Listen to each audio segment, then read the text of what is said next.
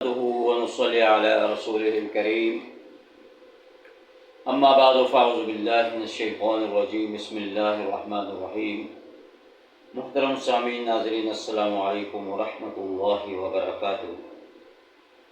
آج کی اس نشست کے اندر پیغمبر صلی اللہ علیہ وسلم کی ایک دعا کا تذکرہ کروں گا۔ ام المؤمنین حضرت عائشہ صدیقہ رضی اللہ تعالی عنہ فرماتی ہیں، رسول اللہ صلی اللہ علیہ وسلم ہر نماز کے بعد اس دعا کو کثرت کے ساتھ پڑھا کرتے تھے، اللہم حاسبنی حسابا یسیرا، کہ اللہ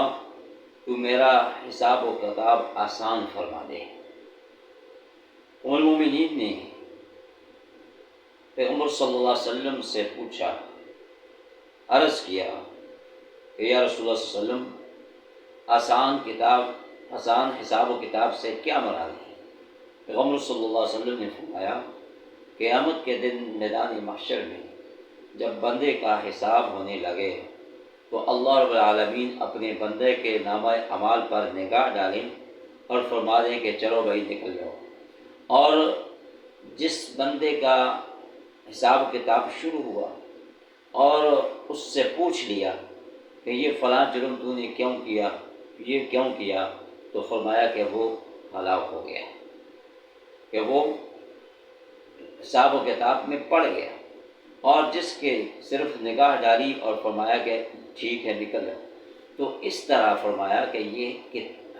آسان حساب و کتاب کے لیے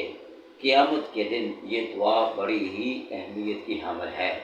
کہ اللہ تعالیٰ سے ہم دعا مانگتے رہیں، اللہم حاسبنی حسابا یسیرا، کہ اللہ ہمارا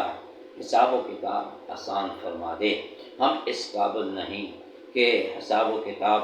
کو نامہ اعمال کو پیش کریں اور ہمارا حساب و کتاب شروع ہو جائے، تو فرمایا کہ اللہ رب العالمین اپنے اس بندے کی قیامت کے دن اس مشکل کو حل فرما دیں گے، اس لیے کہ وہ بڑا گھبراہٹ کا دن ہوگا، ہولناکی کا دن ہوگا، اور ہر شخص ایک دوسرے سے بھاگے گا، حتیٰ کہ اس کے جو قریبی رشتہ دار ہیں، ماں باپ بہن بھائی بیوی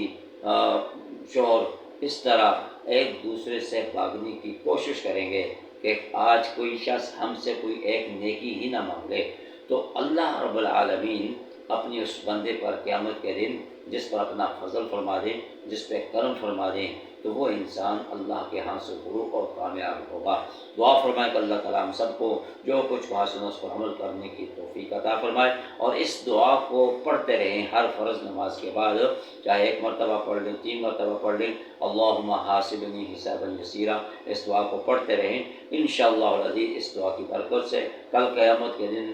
بندے کا نامہ اعمال اور حساب و کتاب آسان ہوگا۔